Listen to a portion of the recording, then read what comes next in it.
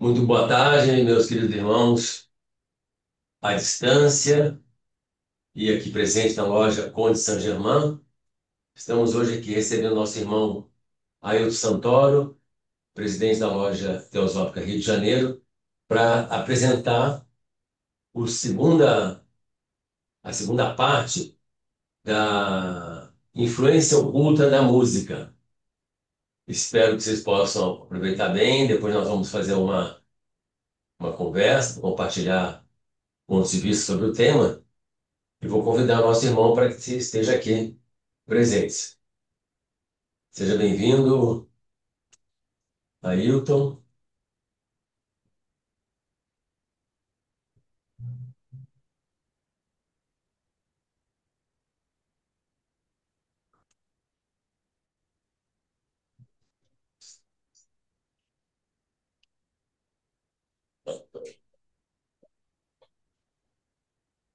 Obrigado.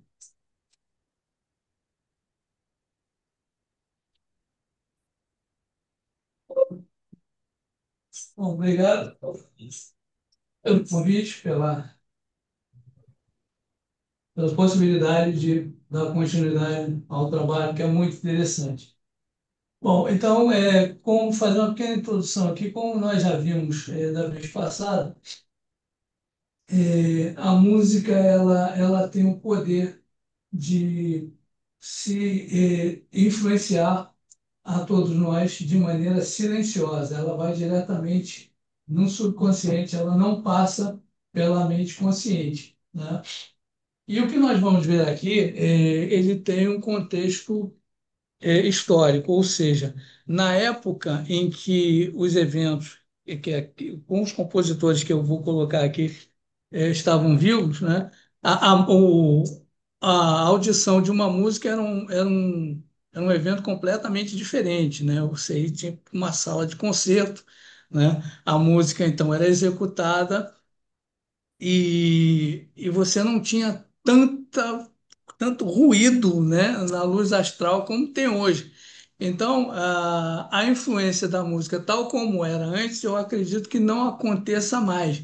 Mas ainda assim, né, essas vibrações superiores ficam, com certeza, vibrando durante eras e eras, né, exercendo a sua influência. Embora hoje seja bastante diferente, né, nós estamos sujeitos a um monte de coisas que não são tão agradáveis, né? Mas enfim, é a evolução, é o mundo de hoje, tal como é, e nós pouco podemos fazer a respeito disso. O que nós podemos fazer é escolher a música que nós vamos ouvir, né? E aquilo que nos toca mais profundamente. Então, aqui nós vamos continuar com as biografias e influências.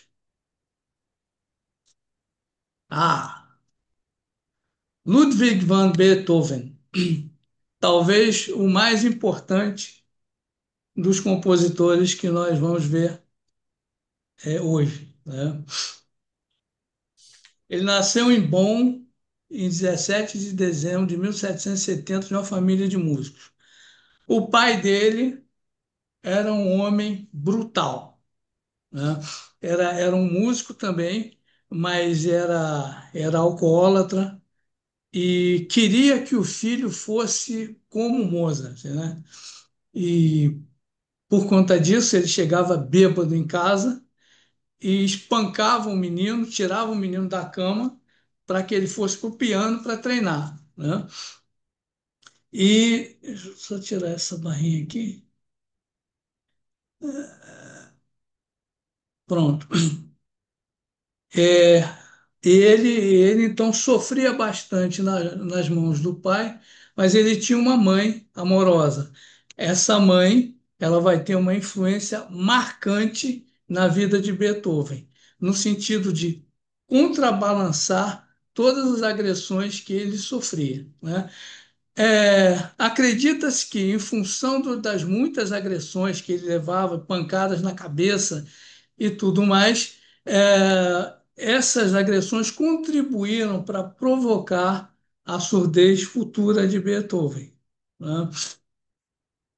Mas ele muda-se em 1792, vai para Viena e estuda com Haydn. É uma pena que está cortando aqui embaixo, né? É, o pai apresentava o menino como prodígio, como de fato é, e disse que Mozart, ainda vivo, chegou a ver uma das apresentações do menino. E o talento de Beethoven para improvisação no piano chamou a atenção. E ele disse assim: esse menino é um gênio. Prestem atenção nesse menino, né? Mozart já conseguiu vislumbrar o gênio que ali gestava, né? Então, as primeiras obras, por volta de 30 anos, já demonstravam a sua genialidade, a sua originalidade. E por volta de 30 anos ele começou a sofrer da surdez, né? E aí isso faz com que ele fosse se isolando, cada vez mais se isolando. E com o passar do tempo ele vai se tornar um homem amargo, né? Porque a maior tragédia de um músico é ficar surdo, né? Então ele compôs as sinfonias, né? Ele teve um período de sucesso, um período naturalmente que ele foi começando a ser conhecido como o maior músico vivo da Europa. Mas o problema da surdez faz com que ele se retraia. E esse problema, esse isolamento de Beethoven, vai se refletir no final da sua vida, nas suas últimas obras. Ele vai deixando de compor sinfonia, de compor a grande música, e vai se retraindo e vai passando para as obras mais intimistas. E no fim da vida, o que vai marcar a obra de Beethoven são os seus quartetos de corda, né? Ele já, como diz Mário Osso de Luna, ele já não ouvia o mundo exterior, mas ouvia o mundo interno, o mundo do espírito. E os seus últimos quartetos são praticamente incompreensíveis para a época. São sonoridades que chegam a ser conflitantes, batalhas sonoras que poucos entendem, mas que já era uma percepção do mundo do espírito, dos sonhos espirituais que ele já captava, né? E ele morre em março de 1827, em Viena, coberto de glória. Ele morre como sendo o maior músico conhecido na Europa.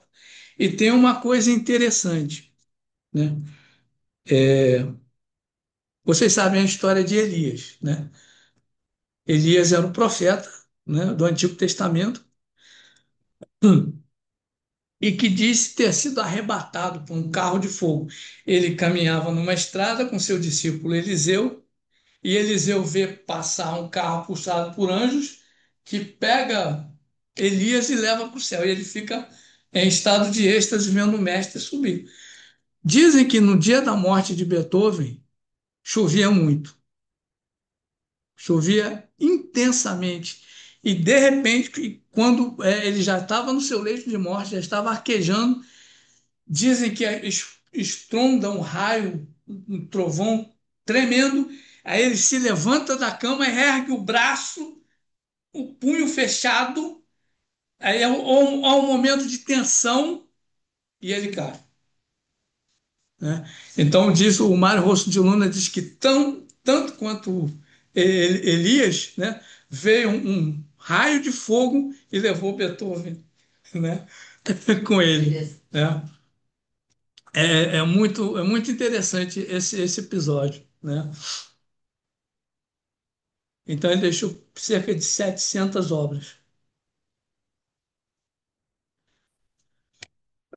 Aí os biógrafos costumam dividir a vida dele em três fases, né? Juventude e formação, né? Ele era um menino de cabelo rebelde, testa alta, né? E sofreu com o pai, que pode ter contribuído em muito para a sua surdez. Ele absorve influências de dos compositores clássicos, né, de Haydn principalmente, mas já mostra o seu inconformismo com as formas clássicas que Haydn e Mozart tinham estabelecido. Ele era um talento incomum no piano, né? A capacidade de improvisação de Beethoven era algo assim fora do comum. E aí ele começa a compor a Patética e a Sonata ao Luar, que são as nossas conhecidas obras mais famosas. E aí aqui já começam os primeiros quartetos de corda.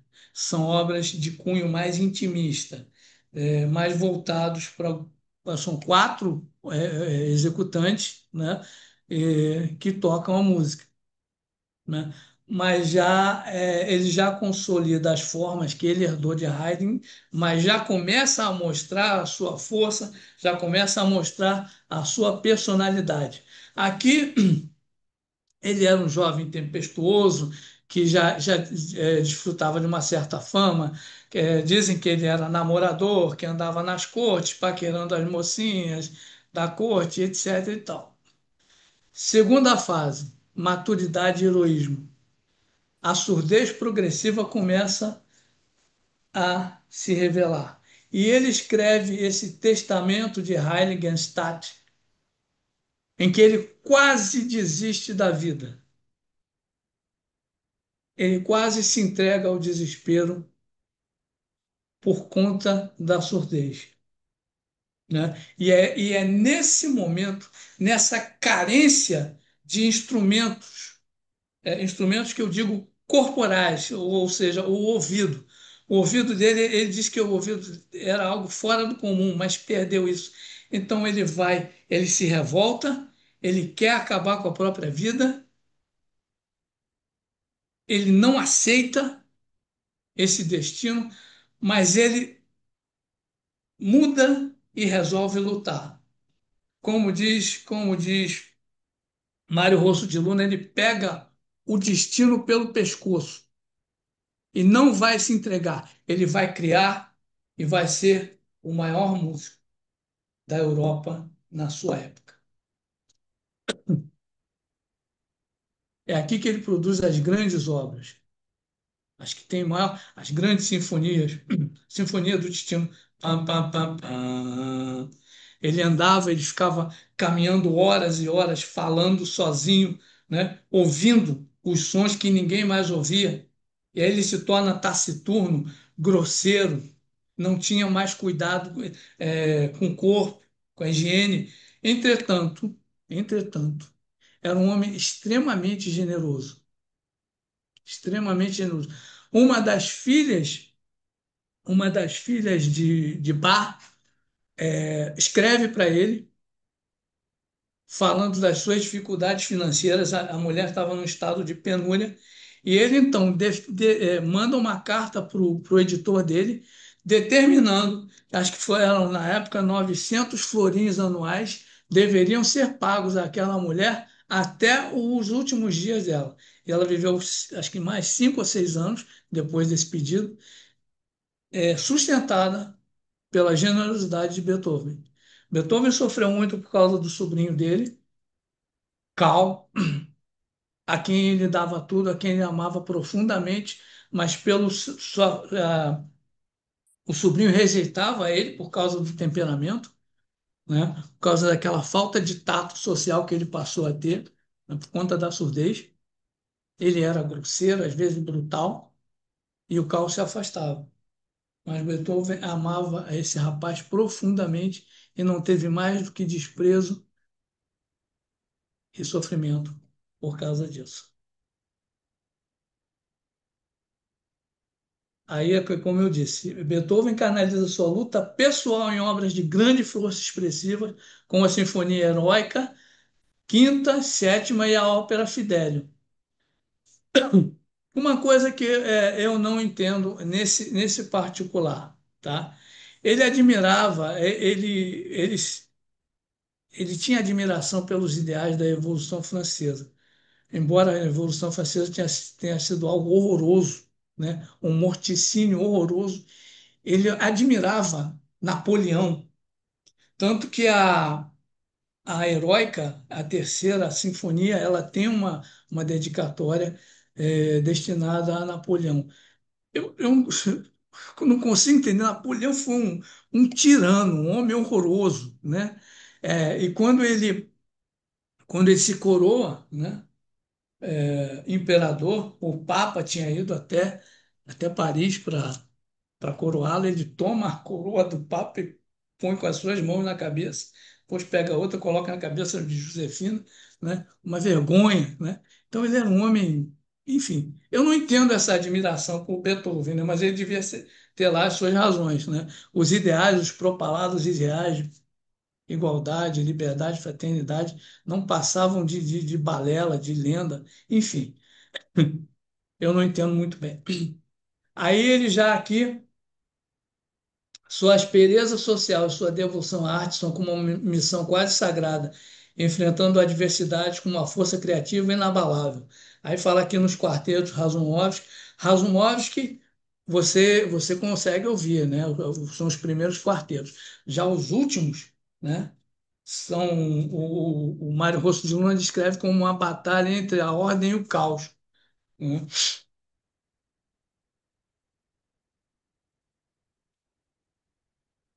Esses quartetos são uma transição para um plano mais elevado, onde Beethoven começa a infundir chaves ocultas de harmonia pitagórica.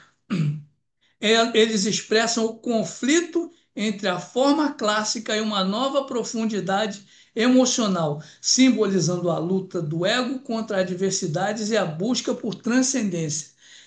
É o próprio, é o próprio, podemos chamar de adepto, né? De alguém que Beethoven era profundamente religioso.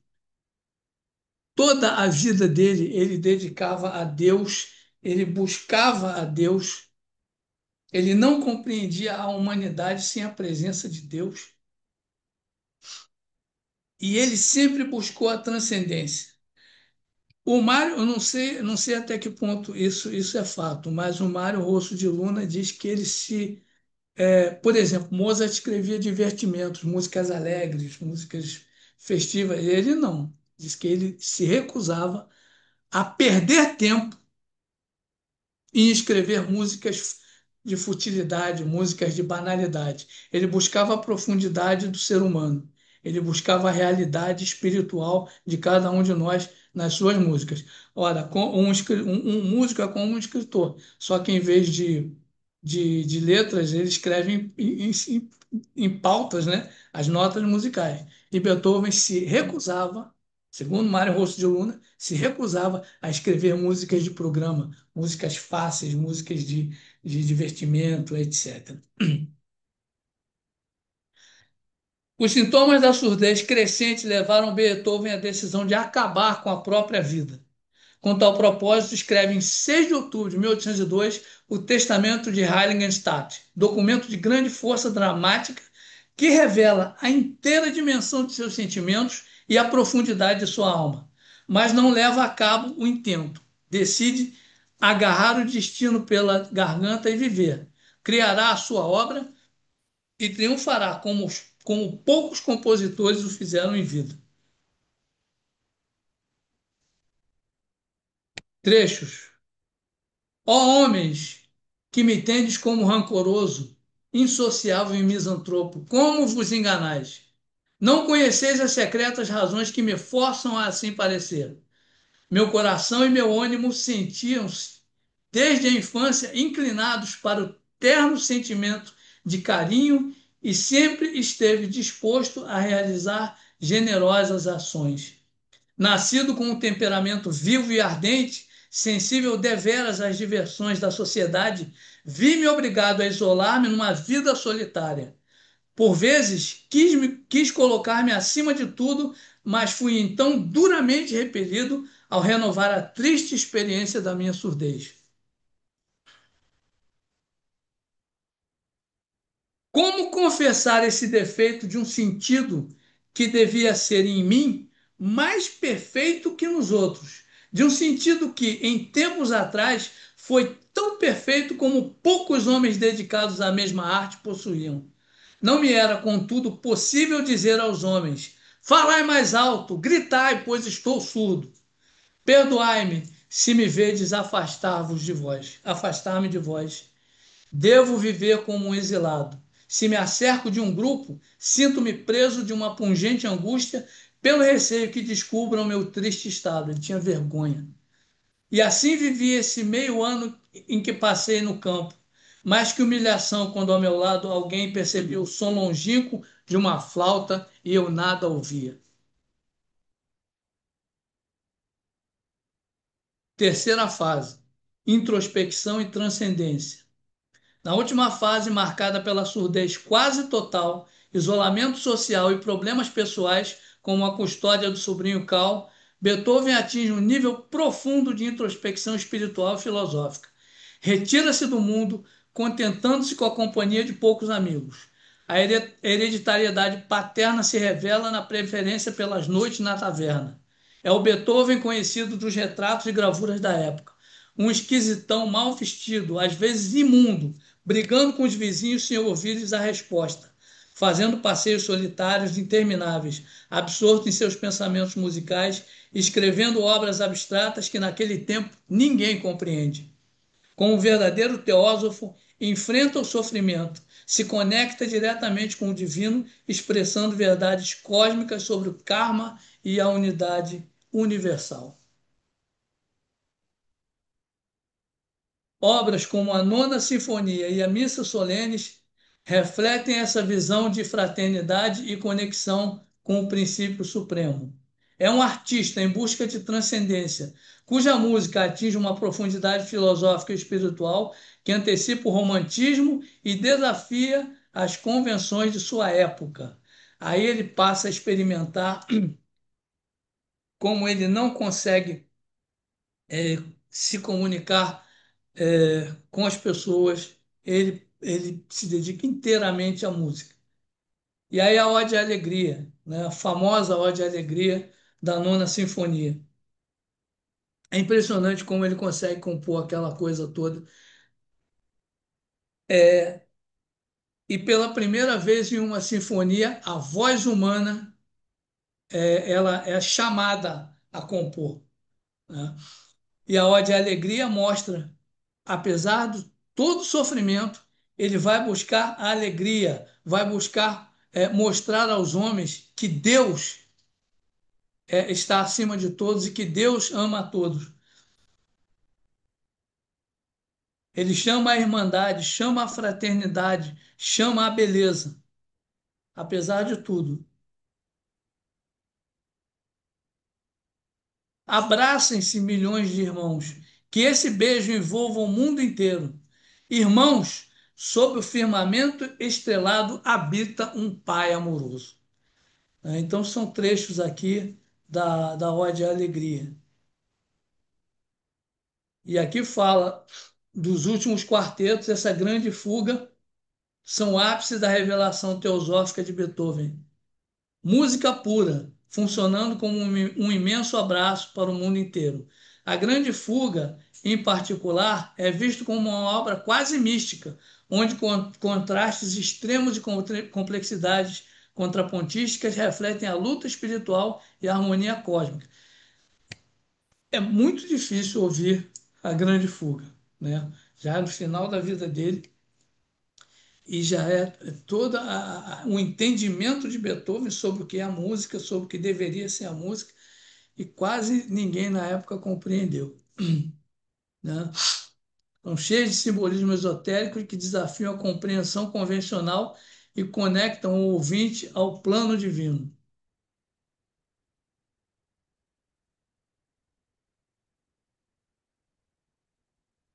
A mãe dele foi o grande esteio da vida dele. É por causa da mãe que ele sentia esse amor profundo pelo gênero humano, né? Se Bach foi o maior dentre os polifonistas, Beethoven foi o precursor dos psicólogos. Nasceu para sofrer, teve que experimentar imensas dificuldades com as quais teve que lutar e vencer para poder expressá-las através de sua imaginação musical. Essa é uma gravura da mãe dele. Qual a finalidade de se traduzir em música a mais imaterial das artes, as mais baixas dentre as emoções humanas? Não serviria isso apenas para degradá-la? Beethoven traduziu em música toda a sentimentalidade humana, tanto as alegrias quanto os sofrimentos, a raiva, o rancor, a amargura, a mágoa, tudo está dentro da obra de Beethoven. Mas por quê? Aí entra o lado oculto. Ele foi o precursor da psicanálise. A música de Beethoven abriu a consciência humana para as profundidades de pesquisa do inconsciente. A influência da música de Beethoven induzia nas pessoas a simpatia em um grau até então desconhecido, além de tornar possível mais tarde a introdução da psicanálise, tornando-se de fato o precursor dessa prática terapêutica. Quer dizer, os aspectos desagradáveis da existência também fazem parte do nosso aprendizado. Não é só beleza, não é só harmonia, não é só paz, né? E Beethoven trouxe isso, colocava as pessoas choravam quando ouviam a música de Beethoven, mas ao mesmo tempo elas sofriam um processo catártico, tanto os ouvintes quanto os executantes. Tem uma tem um filmezinho no YouTube que mostra a execução, a primeira execução da Nona Sinfonia de Beethoven. E ele já não ouvia mais nada. Então teve uma mocinha que ficou na frente dele com a pauta e fazendo os gestos de regência e ele ia copiando. E aí, no final, ele fica olhando para ela. Aí os músicos se levantam e ele está olhando para ela, ele não está entendendo nada. Aí quando ele se volta, ela pega, ela sobe no palco, aí vira ele de costas. Quando ele vira, o teatro está em pé, aplaudindo as pessoas em pranto, chorando, né? Por causa da beleza, da transcendência da Nona Sinfonia.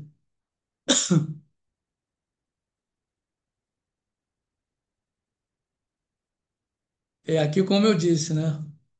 A expressão das emoções levava as pessoas às lágrimas. Embora o magnetismo pessoal de Beethoven, né?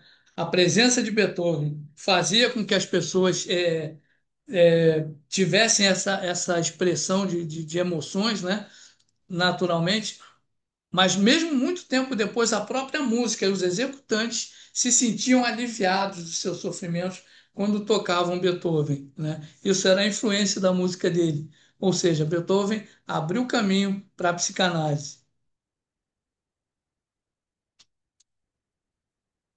Desde a aparição de Beethoven, tem-se notado mudanças significativas nas relações sociais. A música passou a fazer parte da ressocialização de presos. A atitude dos filhos para com os pais tem mudado de uma rigidez excessiva para a amizade e compreensão mútua, como também o incremento das instituições de caridade. Tudo isso pode ser atribuído à música de Beethoven. Ele ajudou a realizar essa unidade maior entre coração e mente, requisito prévio da compreensão verdadeira. Então, podemos dizer assim que Beethoven, com a sua música, foi o primeiro psicólogo do Ocidente, né? A música dele mexia com o interior das pessoas, né? Fazia com que as emoções reprimidas, o sofrimento de mulheres, né, que sofriam com a rigidez social, conseguissem se expressar de alguma forma, né? Saísse daquele tacão do que não é adequado, né? Homem não chora, mulher tem que ficar no seu canto, crianças não brincam, né? Tudo isso teve origem, essa redenção da psicologia humana teve origem com Beethoven. Mendelssohn, todos eles gênios, né? Félix Mendelssohn Bartholdy, compositor, pianista, maestro e organista alemão do período romântico. Nasceu em Hamburgo. A diferença de Mendelssohn para Beethoven. Os dois tiveram o mesmo papel, tá? Os dois tiveram a missão de despertar na humanidade simpatia, amorosidade, compreensão. Só que Mendelssohn nasceu num ambiente completamente diferente, favorável, amoroso, culto, né? Os pais de Mendelssohn eram cultos. Ele, aos 15 anos, dirige uma ópera, dirige e compõe uma ópera, As Bodas de Camacho.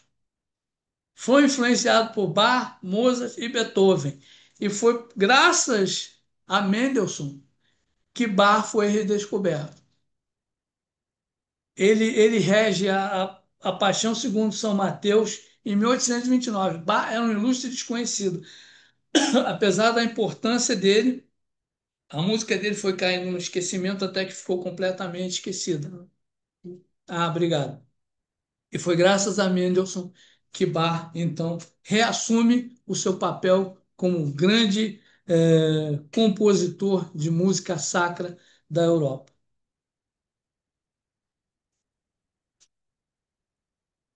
Ele era um compositor extremamente elegante, né?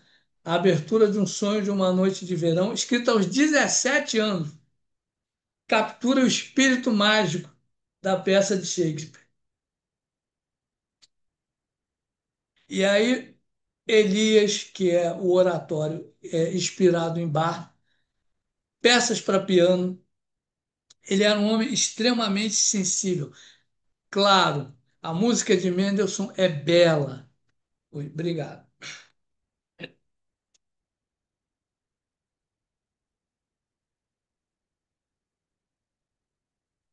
A música de Mendelssohn é bela, é clara, tem melodia bonita, agradável. Não é como a de Beethoven, que por vezes é de uma emocionalidade explosiva. Beethoven é como um mar tempestuoso, Mendelssohn é como um lago tranquilo. É.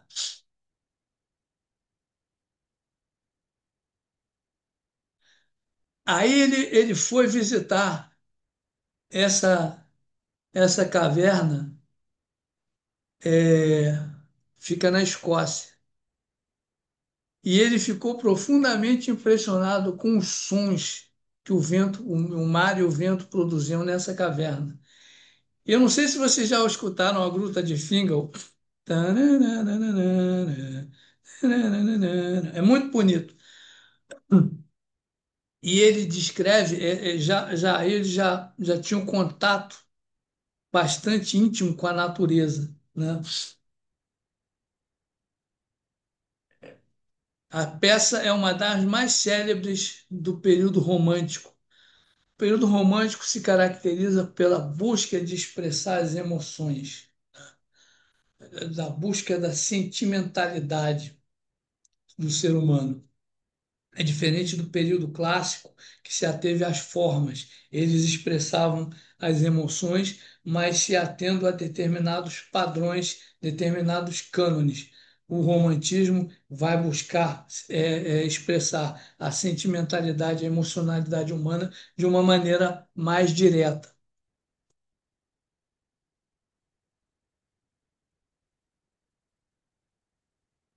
Então, aqui dificilmente poderia ter havido duas personalidades mais diametralmente opostas do que Mendelssohn e Beethoven. E eles perseguiam a mesma finalidade, a simpatia da alma humana. Ali, como eu disse, né? O lar diferente de Beethoven, Beethoven era cria de um lar destruído. Mendelssohn foi criado num ambiente rico de amor, de paz, um ambiente bem construído, né?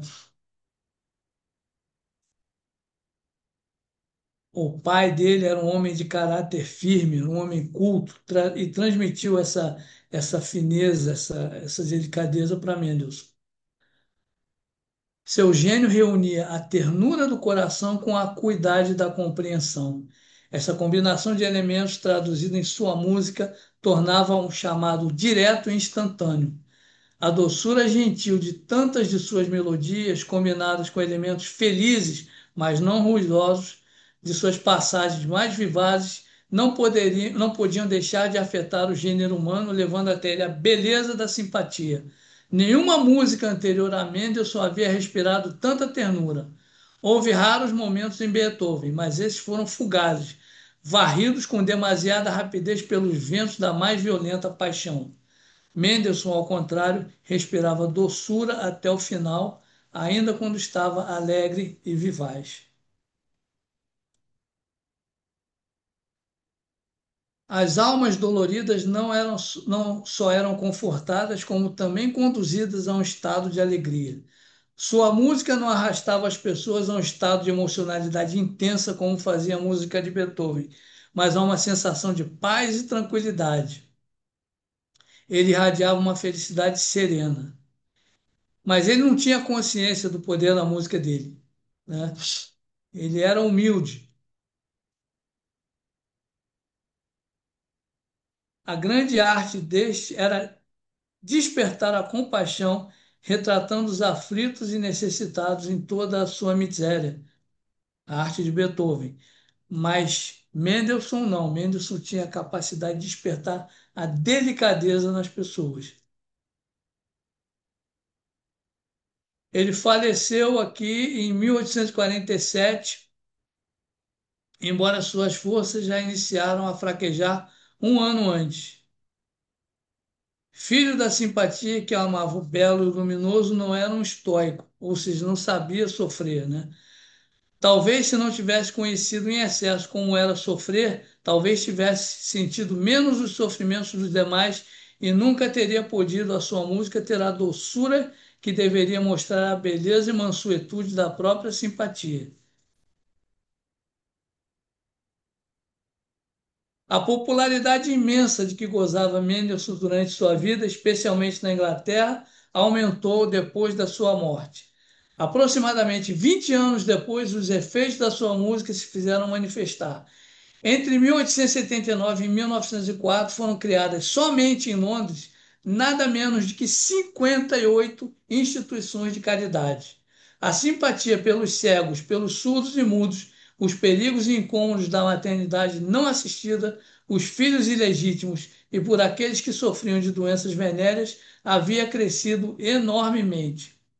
Além disso, a Liga contra a Exploração do Indivíduo, fundada em 1889, foi apenas uma das muitas instituições fundadas em profusão, como parques públicos, livrarias, pátios, escolas, etc. Mendelssohn plantou no coração da humanidade as primeiras sementes que, ao florescer, resultaram no elevado ideal do bem-estar para todos. Então, as primeiras. A música de Mendelssohn, é, segundo Círio Scott, propiciou a criação de casas de repouso, é, manicômios, enfim, clínicas, livrarias, parques públicos, tudo o que beneficiasse a comunidade, o ser humano, né? Chopin foi o poeta da elegância. Ao invés de se dedicar às grandes sinfonias, Chopin foi o virtuoso do piano, o poeta do piano, o poeta solitário da música elegante. O pai era francês, ensinava famílias aristocráticas. Então, isso tudo foi passado para Chopin, né? Homem culto, disciplinado, racional e afetuoso, transmitiu ao filho o gosto pela literatura francesa, Voltaire, Rousseau e pela ordem. O pai tocava flauta e incentivava a arte dentro de casa. Chopin tinha irmãs, tinha acho que três irmãs que o adoravam. Ele era aquele, era o bendito fruto, né? Então, As irmãs o amavam, adoravam. Ele era um homem refinado, um homem culto, e transmitiu isso para a música. A mãe era uma nobre, de família nobre empobrecida, era uma pianista amadora e era profundamente católica, era o coração emocional da casa. E ela cantava muitas músicas de cunho popular, e isso influenciou na música de Chopin. Ele preferiu se ligar às canções populares e transcrever esse folclore polonês para o piano do que executar a grande música, a música de concerto, enfim. Ele preferiu ser intimista, e intimista foi a sua música. Aos 4 anos, Chopin já tocava piano e compunha pequenas peças, mas todos eles eram gênios, né? Impressionante.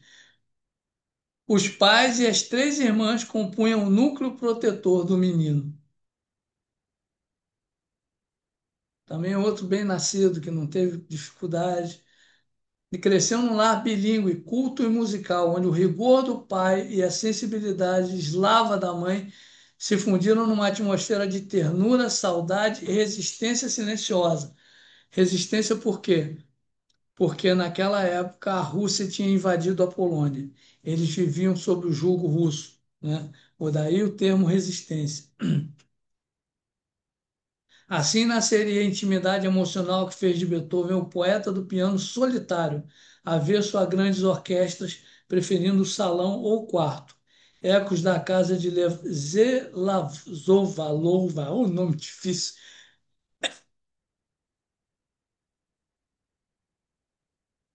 Esse refinamento chegou a se refletir no caráter dele, né? A ponto dele considerar Beethoven, ele não apreciava Beethoven, né? Embora uma sonata ou outra ele achava Beethoven um homem grosseiro, desagradável, né? Não refinado e tudo mais. Ele foi o primeiro poeta tonal, no sentido mais verdadeiro e específico. E por essa razão há, às vezes, em sua música, em graus variados, aquele acento de melancolia e expressão triste do refinamento. Mas essa melancolia, ela era oriunda da música popular polonesa, que não era uma música alegre. E quanto a essa natureza, era uma mistura das culturas francesa e polonesa, colorida por um forte veia de patriotismo que não se deixou de manifestar em sua música. Mas nada há de mórbido nisso. Como muitos outros compositores que derivavam suas composições das músicas populares de seus países, também assim o fez Chopin, que de maneira inevitável a fez triste, porque triste é a música popular polonesa. Aí a gente escuta os noturnos de Chopin, né? Aquelas músicas melancólicas. Tan, taran, tan, tan. Mas não é porque ele era triste e melancólico, mas é porque o sentimento nacionalista polonês era forte nele, e ele transmitia isso na música dele. Aí, né? Ele era aproximado de Mendelssohn nesse aspecto, né? Que já que não era impetuoso, ele era elegante também, né? Ele era um aristocrata musical, né? Buscava o refinamento, a perfeição e tal, né?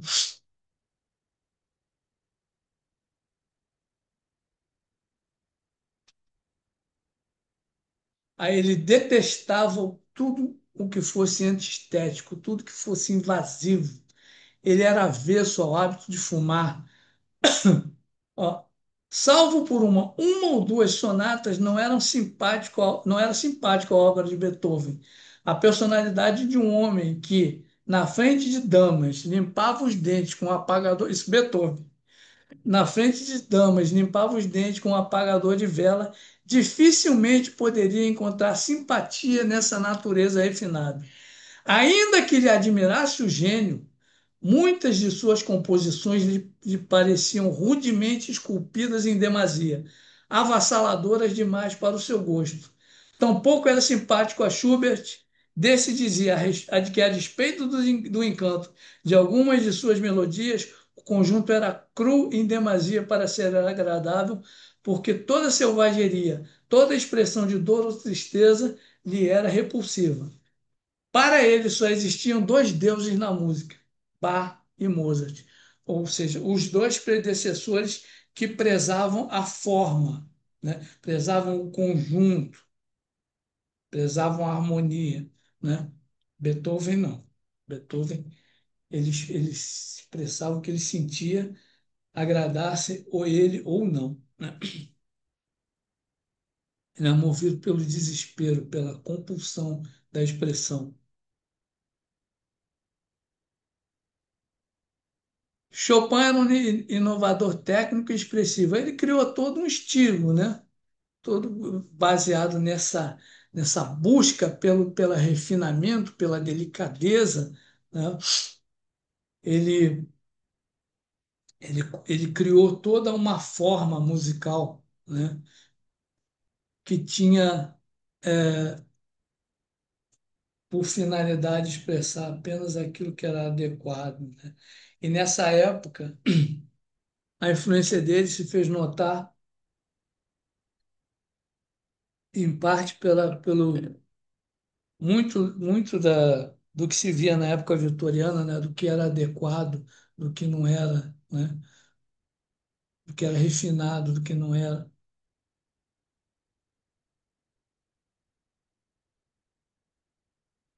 Aí foi que prossegue o apóstolo do refinamento, a música etérea e tal, misturado com a saudade polonesa, né? Sua influência na literatura.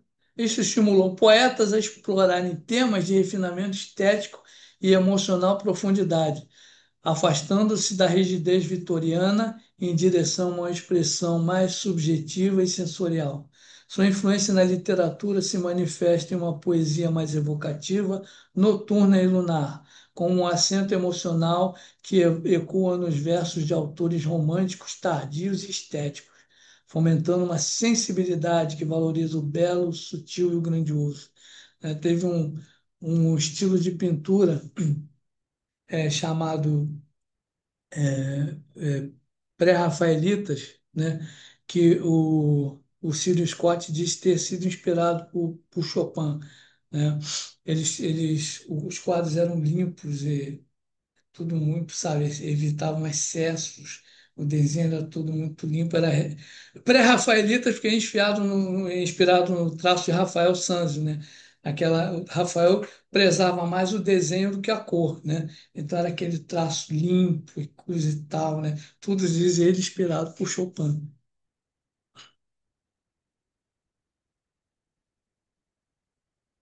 A música de Chopin exerceu uma influência secreta e subliminar, posto que sua inspiração era dévica. Na emancipação feminina do final do século XIX e do início do século XX. As vibrações de suas melodias, ricas em nuances emocionais e harmonias delicadas, penetraram o inconsciente coletivo europeu, despertando o fogo sagrado da independência feminina. As peças de Chopin evocavam uma beleza frágil e resistente, modelando a mulher não como submissa, mas como ser sensível e autônomo.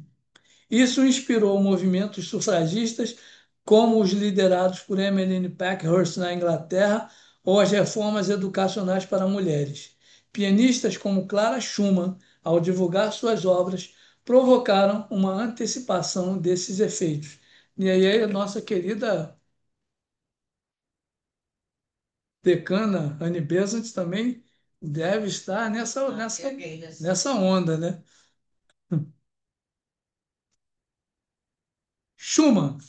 Schumann tem uma surpresa para você no finalzinho. Filho de um livreiro culto que o introduziu cedo à literatura e à música, todos gênios, é impressionante. Desde a infância revelou talento para piano e composição, mas também paixão pela escrita. Aos 16 anos fundou uma sociedade literária e publicava poemas e ensaios. Após a morte precoce do pai, a mãe o pressionou para estudar direito em Leipzig. Lá, porém, Schumann abandonou a carreira jurídica para dedicar-se à música, tornando-se aluno de Friedrich Wieck, cujo rigor técnico contrastava com o temperamento romântico do jovem. Ou seja, eles eram todos meio que contemporâneos, né? E ele também era romântico, ele queria expressar os sentimentos, ele não queria ficar preso a formas determinadas, né? E ele como ele era um intelectual, ele queria expressar isso de uma forma bastante marcada. Em 1830, uma lesão na mão direita, provavelmente causada por um aparelho improvisado para fortalecer os dedos, encerrou suas ambições como virtuoso e o direcionou definitivamente à composição e à crítica.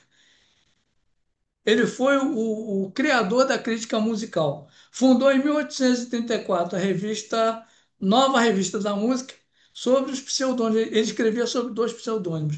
Um Florestan, que era um impulsivo, e Eusébius, que era um sonhador. E ele defendia os românticos contra o academicismo, ou seja, contra aquela tentativa da academia de menosprezar os autores que buscavam se expressar de maneira mais livre, tentando forçá-los a um academicismo que, no final das contas, já tinha passado. Sua vida afetiva foi marcada pelo longo e dramático amor por Clara Wieck, mais tarde Clara Schumann, né? Grande pianista, grande compositora, e contra cuja oposição lutou judicialmente. Casaram-se em 1840, um ano após a vitória no tribunal, e tiveram 8 filhos. A década de 1840 foi de intensa criação, o ano dos Lieder. Lied é uma canção alemã para voz e piano solo, né? Ou o homem ou a mulher vai cantando e tem um piano acompanhando. Ele escreveu muitos.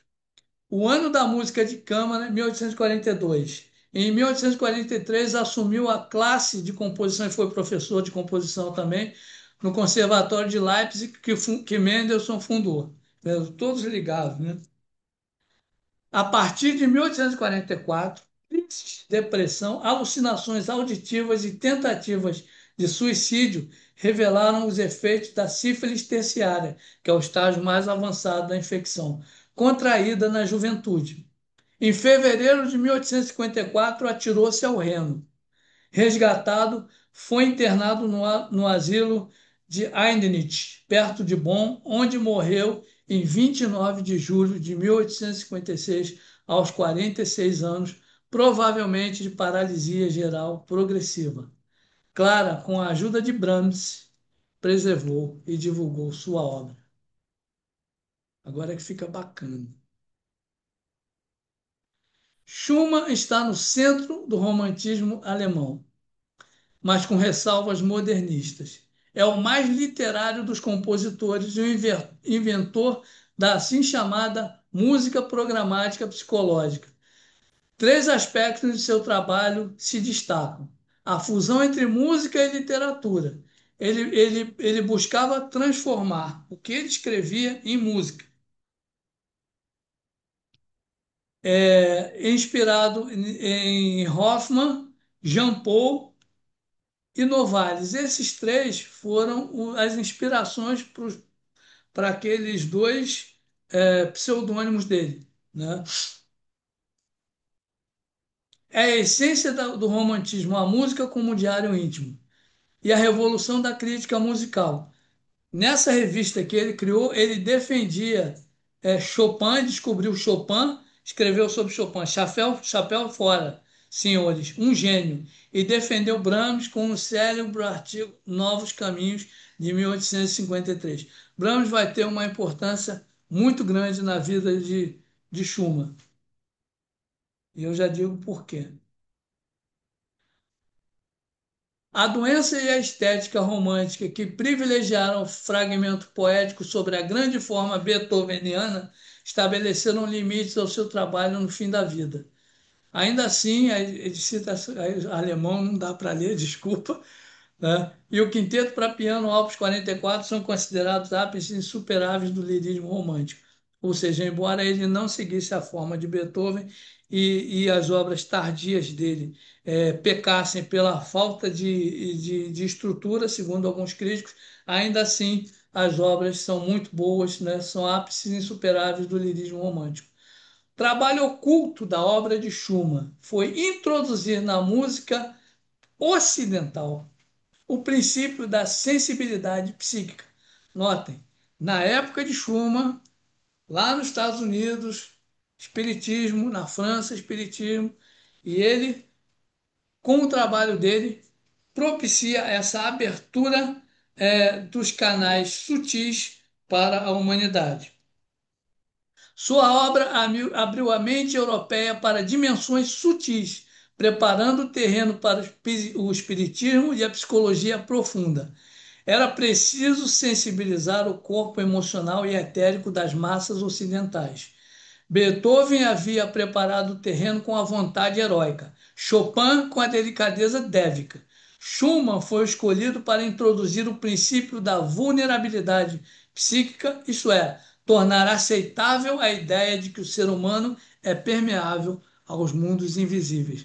Ou seja, Schumann abre a cabeça do Ocidente para a existência de mundos além do físico. Schumann foi o mensageiro do coração da criança. A música de Schumann propiciou uma mudança no entendimento do que era uma criança. Até então, a criança só servia para ser um adulto em miniatura. A criança não falava, a criança não podia brincar, o comportamento adequado para a criança era ficar quietinha, né? E deleitar os olhos dos adultos, né? Olha que lindinha. Não passava disso. Schumann fez uma revolução no pensamento ocidental com relação à criança. Fez com que os pais da época vitoriana percebessem que as crianças não eram todas iguais. Suas naturezas eram tão variadas como as naturezas dos adultos. Os adultos não permitiam que as crianças se expressassem, não permitiam que elas se desenvolvessem por si mesmas, não fomentavam as suas potencialidades.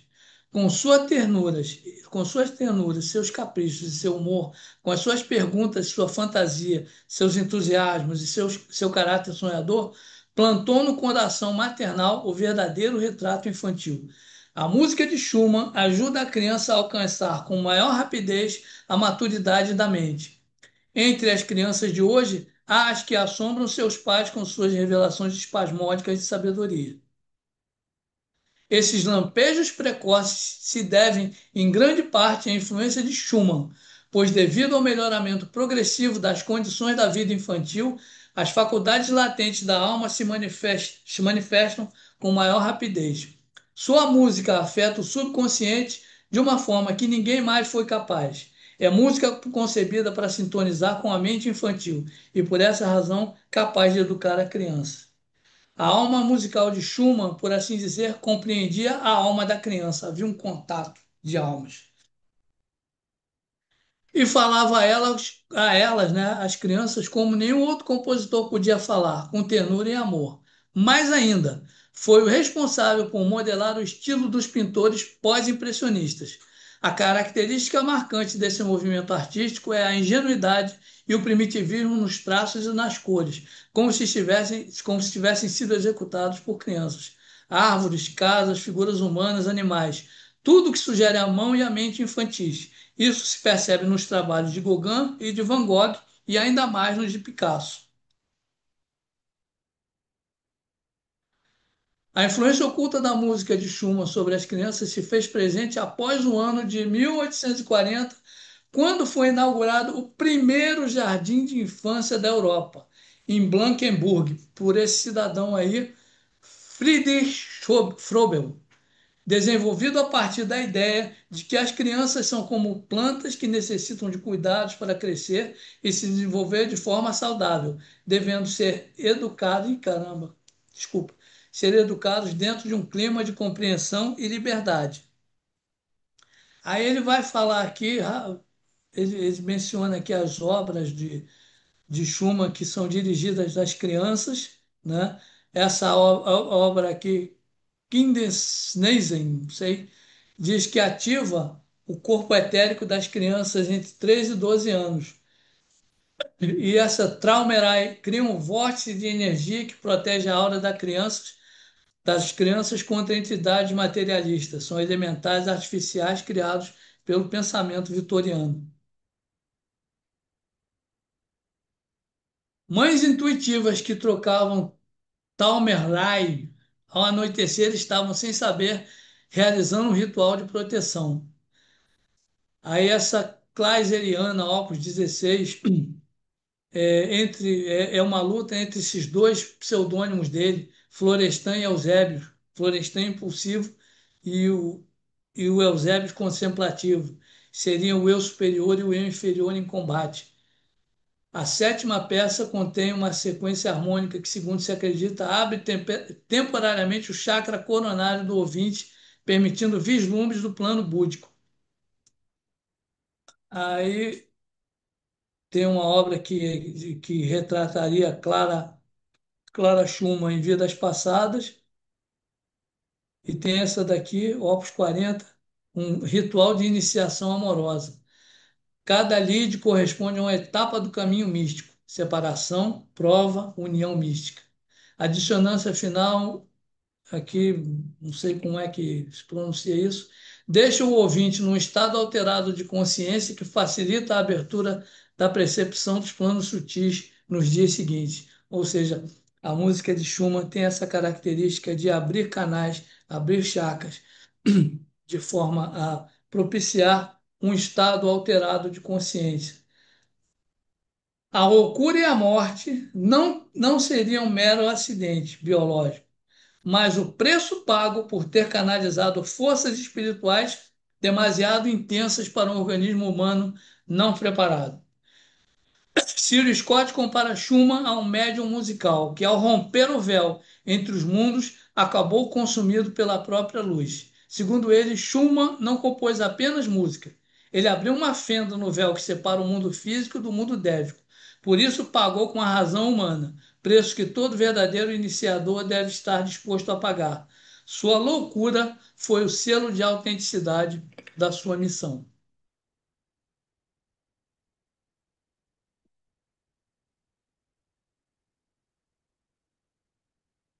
Scott também rejeita totalmente a explicação médica convencional de sífilis terciária como causa para a loucura e morte precoce de Schumann.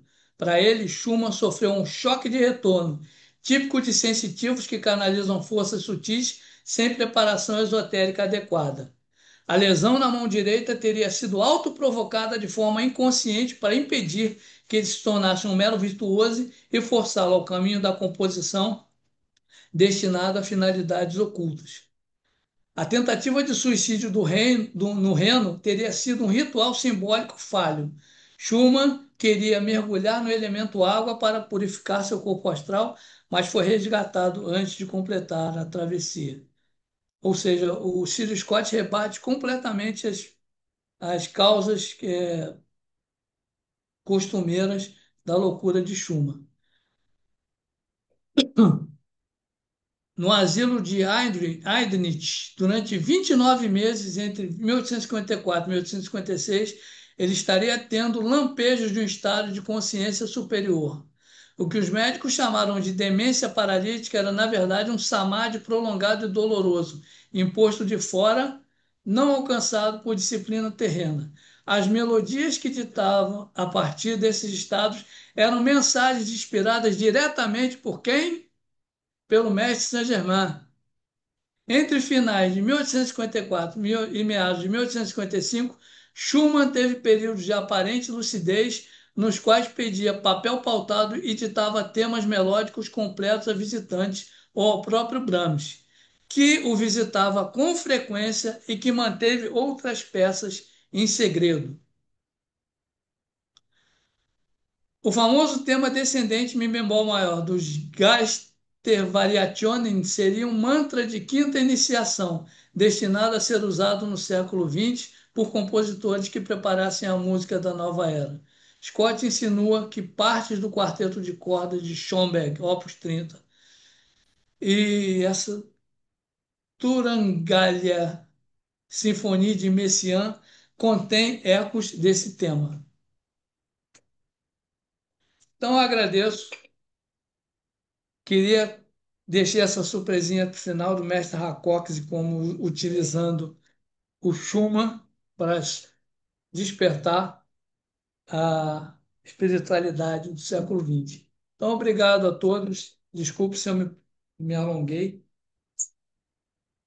Passei um pouco. Nossa, beleza. Obrigado.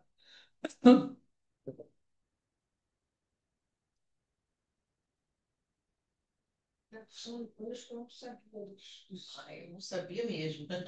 Agora vou ouvir com outras, sabe, outra compreensão. Impressionante. Mas dentre esses todos aí, eu acho Beethoven insuperável. Nossa, que ele enfrentou, sabe? Realmente, que dificuldade de vida.